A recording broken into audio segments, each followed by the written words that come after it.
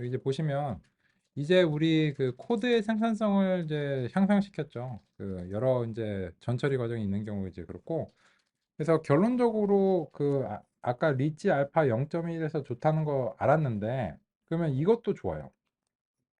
그러면 베스트 모델을 획득하기 위해서 우리가 이거를 보고서 이렇게 다시 재현을 해줄 필요가 없고 그냥 바로 이렇게 해주시면 됩니다.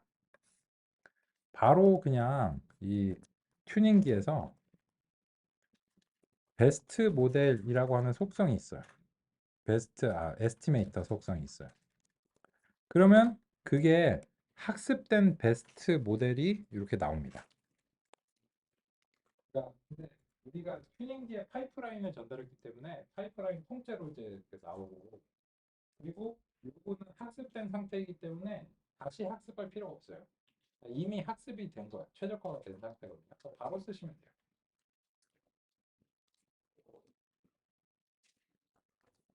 그래서 이제 요 베스트 모델을 이제 그냥 바로 써가지고 이제 보시면 되는데, 근데 여기서 한 가지 그러면 분석을 하실 때 좀 달라져요. 뭐냐면 이 베스트 모델이 파이프잖아요.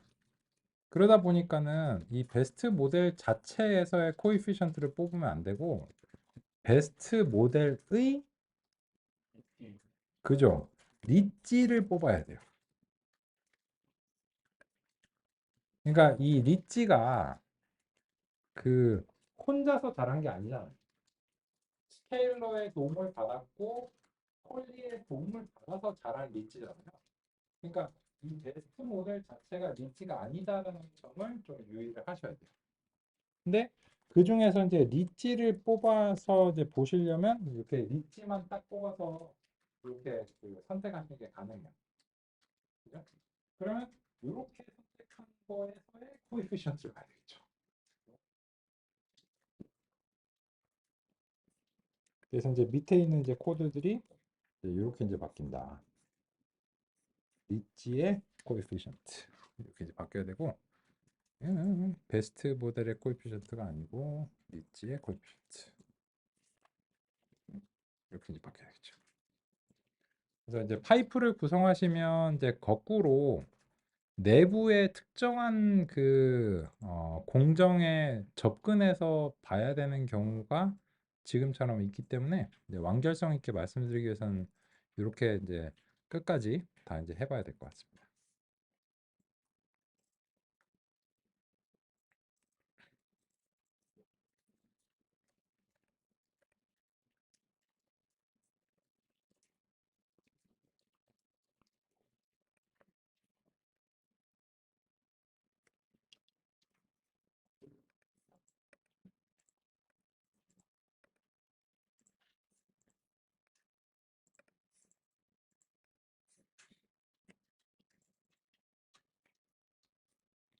좋습니다.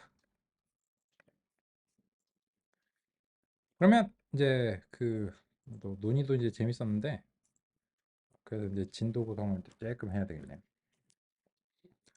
이제 그 선형 모형에서 사실 이제 선형 분류기 얘기가 좀 남았거든요. 근데 선형 모형만 너무 이제 파면 우리 시간 낭비가 너무 이제 고민하겠으니까 이 결정 트리로 일단 넘어가고요. 결정 트리 이제 그좀 해치워놓고 나서 안심한 상태로 선형 모형을 살짝 보강할게요. 그러면 이제 그 일단 104페이지 먼저 가겠습니다. 104페이지 보시면 나이브 베이즈 분류기 요게 이제 있는데 요거는 일단 그 생략하겠습니다. 왜냐하면 요 베이즈가 아까 말씀드린 대로 조건부 확률이잖아요. 근데 이 조건부 확률을 하면 얘는 근거가 뭐냐면 통계입니다. 근데 얘는 통계 기반은 이 머신러닝하고 다릅니다. 그러니까 이 머신러닝 기법들은 이제 도수나 확률을 기반으로 하는 게 아니에요. 그래서 머신러닝은 통계의 자식은 맞거든요. 근데 부모와 자식이 다른 것만큼이랑 통계와 머신러닝이 좀 다른 점이 있습니다. 근데 여기 라이브 베이즈 분류기는 그냥 그 통계를 취합을 하는 이런 방식이라서 그 머신러닝 모형이라고 보기는 좀 어려워요. 그래서 그냥 그 소위 말해서 이제 꼽사리인 것 같고 여기 보시면 이 실제 예시도 아니고 그냥 이제 간단한 걸로 그냥 한번 이제 언급만 하고 그냥 바로 넘어가는 이런 느낌이니까 너무 고민 안 하셔도 될 것 같습니다. 뭐 이게 그 가끔 쓰일 수도 있으니까 얘기를 이제 하고 가는 것 같긴 해요. 그렇고 그럼 이제 106페이지로 가보겠습니다. 이제 1980년대에 오신 것을 환영합니다. 1985년입니다.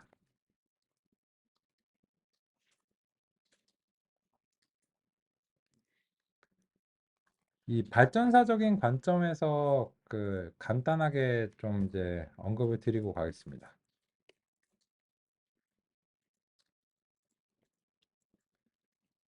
지금까지 이제 해오신 것들을 이제 보면은 1951년에 이제 KNN 그리고 이제 로지스틱 회기가 이제 저 리찌가 1970년 조상님 선형 회기가 19세기 그리고 이제 여기 그 1958년에 우리가 이제 다뤄야 되는 로지스틱 리그레션 그 대략적으로 1950년대에서 70년대 요쪽이 태동기고 인공지능에 그때 선형 모형들이 대부분 이제 개발되고 완성됐습니다. 그래서 이제 요 범위를 우리가 이제 발전사적인 관점에서 이제 보셨다 이렇게 이제 생각하시면 되고 요 1970년대에서 80년대는 소위 말해서 암흑기로 이제 평가되는 편인데 뭐 그건 이제 한번 찾아보시고요. 근데 이 1980년대부터 이 1990년대는 어, 기계학습이라는 용어 자체가 부흥한 시절이라서 또 이때가 이제 핫한 구간이에요. 왜냐하면 1986년에 신경망이 완성 이제 기본 이론이 완성된 걸로 평가가 되고 지금 소개해드리는 결정 트리도 이때 나왔어요. 그리고 1990년대에는 소개해드릴 앙상블 기법들의 이제 발전이 있었고 그리고 서포트 벡터 머신과 같은 것들이 이제 등장했습니다. 그래서 굉장히 이제 신나는 구간이었는데 2000년대부터 2010년은 또 재미없는 구간이었어요. 그래서 이제 여기서 하필이면 제가 공부할 때 재미가 없었죠. 근데 공부하고 나왔는데 2010년부터 2020년은 재밌는 구간이 됐죠. 그냥 그래서 이게 사이클이 있어요. 있어요. 그리고 우리 이제 은사님이 80년대 신경막 미국에서 이제 전공하셨는데 그 찐이죠, 찐. 그 본인은 진짜 찐이야.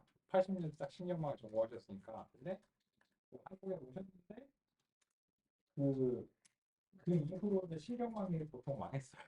집안이 망했고. 그래서 2010년 이전까지는 신경망이 거의 그 주목받지 못한 시기였는데 그래서 본인의 경력의 대부분은 별로 재미없으셨을 것 같아요. 근데 2010년 이후에 이제 알파고 나오면서 분위기가 되게 핫해졌거든요. 해임하셨죠. 사람은 이게 사이클을 잘 타야 돼요.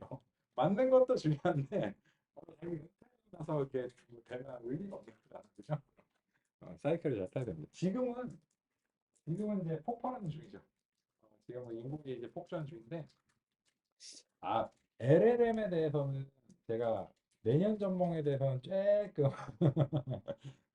약간 진정하는 조정 국면이 한번 오지 않을까 생각합니다. 왜냐면 이게 사람들이 이제 써보면 되게 신기한데 이제는 그냥 소프트웨어가 되는 거예요. 그래서 그 이제는 애플한테 달려 있습니다. 애플이 아이폰에서 AI를 온 디바이스로 얼마나 탑재해가지고 그걸 사람들한테 얼마나 호응을 받느냐 이거에 대해서 지금 그 2025년 대세가 전체 시장 대세가 결정될 것 같거든요. 그러면 만약에 그러면 그 애플이 온 디바이스로 구글 제미니를 고려하고 있대요. 계획 그 얘기하고 있다고 하는데, 근데 삼성도 그걸 탑재했잖아요. 그러면은 그 저기 온 디바이스 시장 쪽에서는 또 구글이 또그 득세를 하고 전반적으로 통일되는 이제 이런 느낌이니까 아주 이제 그 잘 되길 바라고 있습니다. 그래야 시장 분위기가 좋으니까 잘 되길 바라고 있어요. 그래도 반도체도 많이 팔고 그럴 거 아니에요, 그죠? 우리나라. 하여튼 그렇고 그래서 지금 발전사적인 관점으로 보시면 이제 80년대 이제 오셨는데 이게 이래요. 지금 2020년대인데 제일 아직도 많이 사용되는 게 50년대 선형도하고 80년대 결정트리, 80년대 90년대 결정트리가 제일 많이 사용되거든요. 그래서 이제 그런 측면에서 여기에서 논의하는 내용들은 여기서 처음 들으시니까는 이게 새롭다고 생각하시겠지만 기계 학습의 분야에서는 이게 되게 올드한 내용이에요. 근데 덕분에 확립이 잘 돼 있어요. 굉장히 확립이 잘 돼 있고 그렇기 때문에 기계 학습 분야의 방법론들은 신규하게 개발된다기보다는 그 공부를 많이 해야 됩니다. 딥러닝 부분들은 신규한 게 많거든요. 근데 기계학습은 그냥 공부를 열심히 하시면 무조건 잘할 수 있다. 이런 어떤 장점이 있는 이제 그런 부분입니다. 이제 좀 낮다니까 좀 덥죠.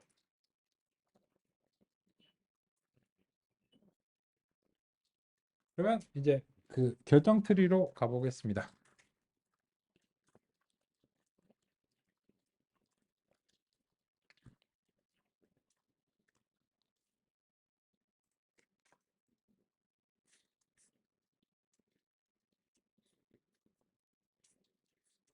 결정 트리 뭐 이론도 소개해드리고 다 그럴 건데 일단 다짜고짜 써보죠. 뭘 좀 해야 재밌으니까. 1985년 결정 트리입니다. 오셨고 자 이제 이렇게 해보겠습니다. 사이클런의 트리 패키지예요. 이제 카테고리가 달라졌죠. 그러면 이제 디시전 트리 클래시파이어와 디시전 트리 리그레서가 있습니다. 그러면 클래시파이어는 뭘 써야 될까요? 뭐 아이리스 뭐 이런 애들 써야 캔서 이런 애들 해야 되겠죠. 그죠? 캔서 해볼까요? 불길한데 이름이 캔서 트리라고 부를게요. 디시전 트리 클래시파이어 해야 되겠죠. 얘 설정 뭐 있겠죠. 그죠? 근데 얘가 그 설정을 하고 있다면 기본 설정을 쓰겠죠. 근데 이거를 봤을 때 우리가 성능 평가를 하겠죠. 성능의 문제는 딱 두 가지밖에 없어요. 뭘까요? 과소냐, 과대냐. 딱 두 가지밖에 없거든요. 그러면 그거에 따라서 이 하이퍼 파라미터 튜닝을 해야 될 가능성이 있겠죠. 오버가 나면 표현력을 줄여야 되겠죠. 언더가 나면 늘려야 되겠죠. 그죠? 그 원리는 달라요. 원리는 다른데 결론은 똑같아요. 근데 기본 설정에서 일단 얼마나 하는지 봐야 되겠죠. 그래서 이제 이벨리웨이트 모델을 하고 캔서 트리를 이제 해보겠습니다.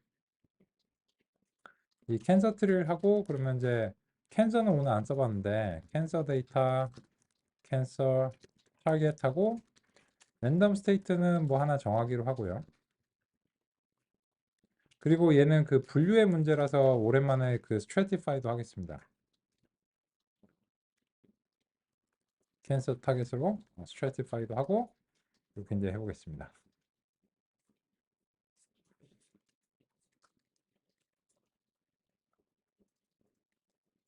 그래서 뭐 어쩌고저쩌고 뭐 경고가 나오는데 요거는 이제 퓨처 워닝이에요. 요거는 이제 API 변경 때문에 뭐 그런 것들은 이제 뭐 신경 써라 뭐 이런 얘기입니다. 이렇게 나왔는데 이게 보시면 이제 판정을 해볼까요? 이거 뭐라고 생각하세요? UFO. 그죠? 이거는 다른 얘기를 할 수가 없어. 이거는 최적화 성능이 완벽하기 때문에 얘는 그냥 오버밖에 없습니다. 오버 났으니까 얘는 표현력을 늘려야 될까요? 줄여야 될까요? 줄여야죠. 그냥 그겁니다. 그러면 이제 얘 표현력에 영향을 미치는 요인은 이 알고리즘 보면 이제 원리를 아시면 이제 알겠죠. 결과적으로 근데 하이퍼 파라미터 튜닝 뭐 좀 하겠지. 그래서 이제 줄여가지고 이제 얘가 이제 계산이 되는지 보고 이러면 이제 돼. 그런데 우리가 궁금한 건 이제 보스턴이에요, 보스턴. 그래서 이제 요 좀 관점을 가지기 위해서 캔서를 그 KNN도 하나 해볼까요? KNN하고 K 네이버스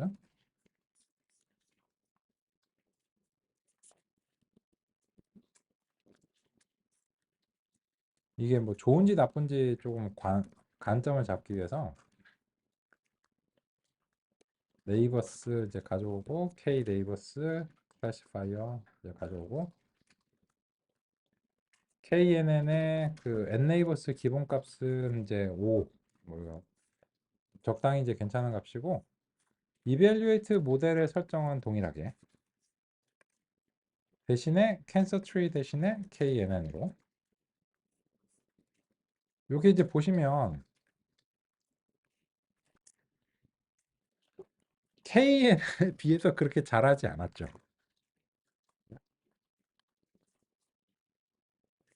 그리고 또 하나 더 볼게요. 이제 논의를 드려야 되는데 아직 못 드린 게 선형 분류기인데 그 그냥 다짜고짜 드릴게요. 리니어 모델이고 로지스틱 리그레션입니다. 요거는 이제 소개를 드릴 건데 결정 트리가 너무 좀 뒤로 밀리면 안 되니까 그 선형 회귀를 계산해서 이제 분류기로 만든 건데 로지스틱 리그레션이고 로지스틱 리그레션 이고 이벨리웨이트 모델은 똑같이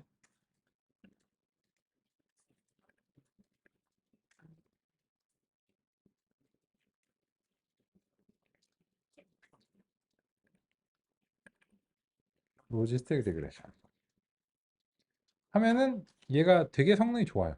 94급이 나오거든요.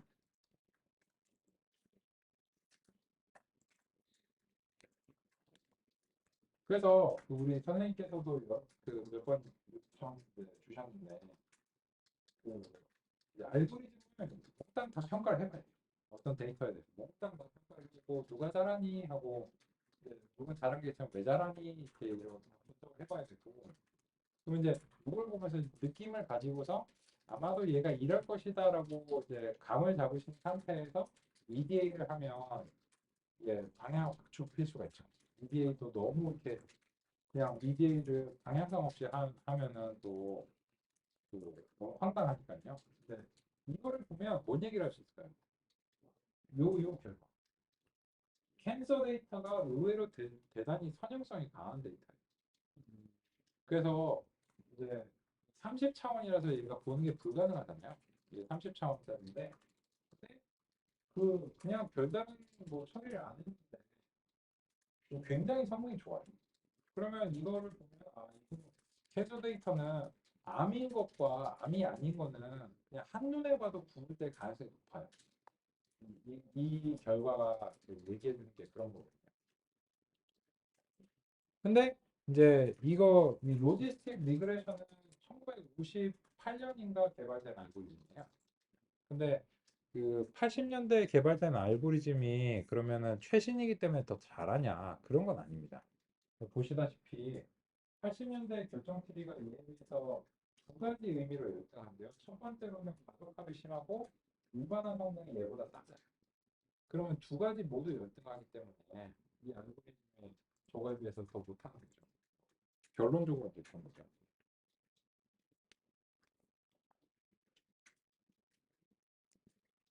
그래서 그 만능의 알고리즘은 없고 다 데이터에 맞춰서 평가를 해본 수밖에 없습니다.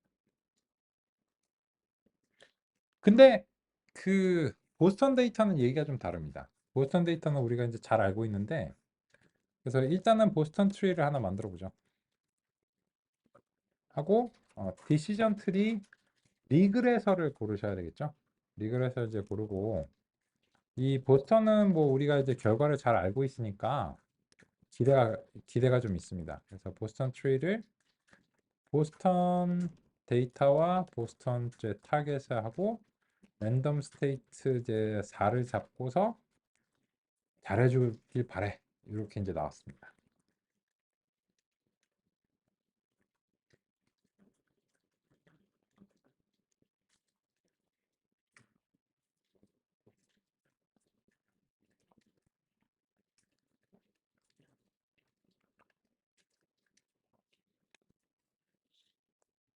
그런데 보시면 바로 오버가 났죠. 오버가 났고 과속하기 상당히 심합니다. 이 점수는 그냥 기본 선형 회기 정도 수준입니다. 그래서 훈련 점수 100점 받은 게 그렇게 이제 그 큰 의미가 없죠. 그래서 이제 이런 부분이 이제 문제인데, 하지만 하이퍼 파라미터 튜닝을 안 해봤기 때문에 이게 끝이다라고 얘기할 수 없고 그냥 기본 설정은 이렇다 뭐 이런 거죠. 그래서 이제 하이퍼 파라미터 튜닝을 이제 해야 되는 걸로 보이는 이런 이제 상황입니다.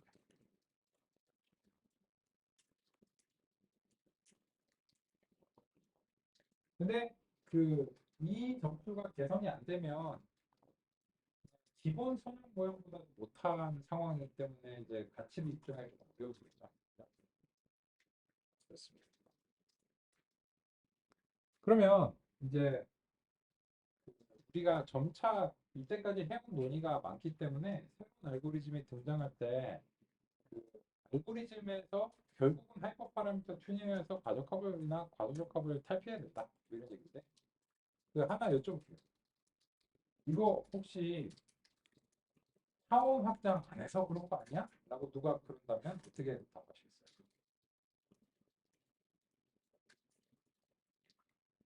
네, 알고리즘의 원리를 모르지만 차원 확장 안 해서 이런 문제가 생긴 거 아니야? 라고 누가 얘기한다면 어떻게 답하시겠어요? 아, 그런가? 해보실 건가요? 어떻게 생각하세요? 첫 번째, 선형 모형에서 차원 확장의 목표는 뭐예요? 왜 했나요? 의도가 뭐였나요? 과소적합의 탈피였어요. 선형 모형이 과소적합에 빠져 있어서 훈련 점수가 70점대였거든요. 그래서 얘를 과소적합에서 끌어올려야 되기 때문에 차원 확장이라는 굉장히 과격한 방법을 시도한 거예요. 과격한 방식. 근데 지금 그 문제가 없죠. 과소적합의 문제 자체가 없어요. 그러니까 일단 의도적으로 안 맞죠. 첫 번째. 그래서 아니 차원 확장은 선형 모형이 과소적합에 빠져 있는 애를 끌어내기 위해서 쓴 건데 지금 그걸 쓰는 건 의도에 전혀 부합하지 않죠.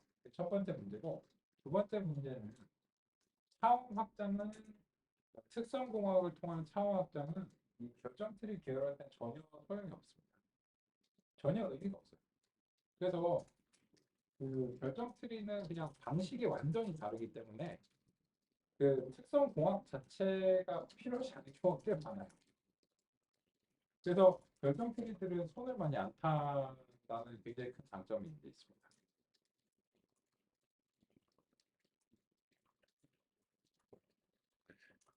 근데 얘를 구제를 하기 위해서는 이제는 원리를 좀 아셔야 되겠죠? 그래서 이제 같이 원리를 좀 살펴보겠습니다.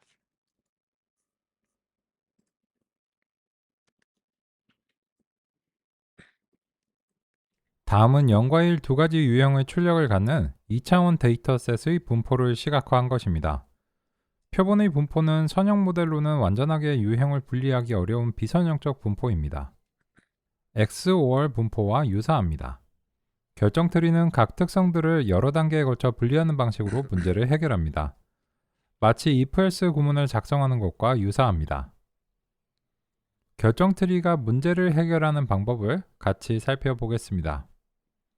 특성의 특정한 지점에서 분리를 수행했을 때 가능한 많은 정보를 얻을 수 있는 지점을 찾습니다. 이 문제를 해결하기 위해 결정 트리는 한 번에 하나의 특성을 고려합니다. 먼저 x1이 0.5에서 분기한다고 하겠습니다. 그럼 왼쪽과 오른쪽 영역에 0과 1이 아직 섞여 있습니다. 그래서 다시 분리를 수행해야 합니다. 두 번째 분기에서 왼쪽과 오른쪽 모두에서 x2가 0.5인 지점에서 분리를 수행한다고 하겠습니다. 그럼 각 분기의 왼쪽과 오른쪽들은 각각 0과 1만 남게 됩니다. 이런 상태에 도달하면 목표를 달성한 것입니다. 이렇게 분기를 수행한 결과 형성된 것이 해당 문제에 대한 결정 트리입니다. 결정 트리는 최소한 한 번의 분기는 무조건 수행하며 해당 분기가 트리 루트, 즉 출발 노드가 됩니다. 이후 필요한 만큼 또는 제한에 이르기까지 분기를 수행합니다. 분기를 수행하는 과정에서 결정 트리는 깊이가 생기게 됩니다. 지금의 경우 결과적으로 깊이가 3인 결정 트리가 형성된 예시입니다. 트리 형성이 완료된 다음 마지막 노드는 말 그대로 이파리 노드입니다. 이파리 노드는 또한 두 가지 경우가 있습니다. 분류해서 해당 영역에 단일한 유형만 남게 된 경우 순수 노드가 됩니다. 결정 트리는 기본적으로 모든 이파리 노드가 순수해질 때까지 언제까지나 분기를 진행합니다. 필요에 따라 결정 트리 표현력을 제한하는 경우 이파리 노드가 순수한 상태에 이르지 못하고 멈출 수도 있습니다. 그래서 이파리 노드가 반드시 순수하다고 할 수는 없습니다. 이렇게 형성된 결정 트리는 문제를 해결하기 위해 작성한 ifelse문에 비교할 수 있습니다. 형성된 결정 트리는 입력을 처리해 출력을 발생하는 근거입니다. 그래서 선형 모델에서의 매개 변수의 역할에 비유할 수 있습니다. 선형 모델에서는 문제를 해결하는 해법이 일련의 수치로 구성된 매개 변수이고 결정 트리는 지금처럼 형성된 트리가 입력에 대한 출력을 발생할 때 사용됩니다. 요 내용을 좀 더 구체적으로 경험해 보시면 더 공감하시리라 생각합니다. 역시 남의 말이니까요. 아무리 제가 잘 하려고 노력한다고 해도요. 그래서 시각화에 우리 그 친숙한 예시 아이리스를 다시 한번 끄집어 내겠습니다. 아이리스는 우리가 분석을 거의 했고 그렇기 때문에 그 시각화를 해서 분석하는 것도 이제는 이제 용이한 편이고요. 그죠?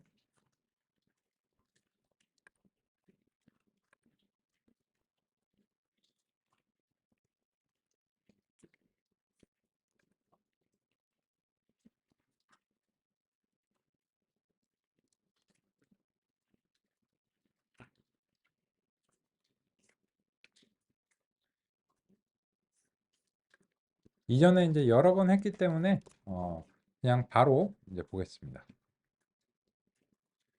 그러면 이 아이리스에 대해서 결정 트리가 어떻게 형성되는지를 우리가 시각적으로 그려보면 방금 전에 논의드린 내용이 좀 더 구체적으로 다가오시리라 생각합니다.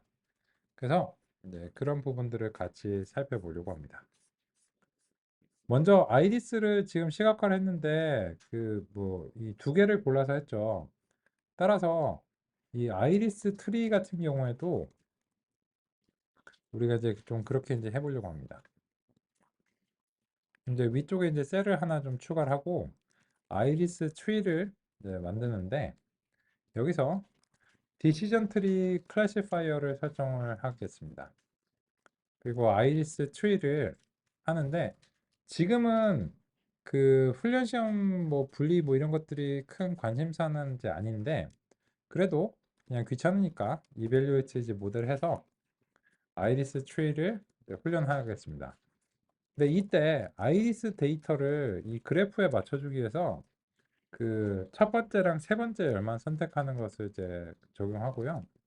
아이리스 타겟을 하고 어, 이런 식으로 이제 가급적 잘 섞어서 이제 행운의 7번 이렇게 이제 해가지고 열심히 해보겠습니다. 음, 음, 음.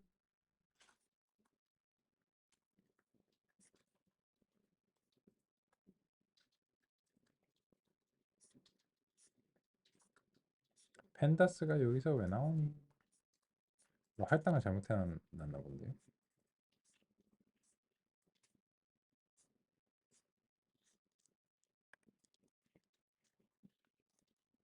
아이리스 데이터를 펜다스로 해놨나?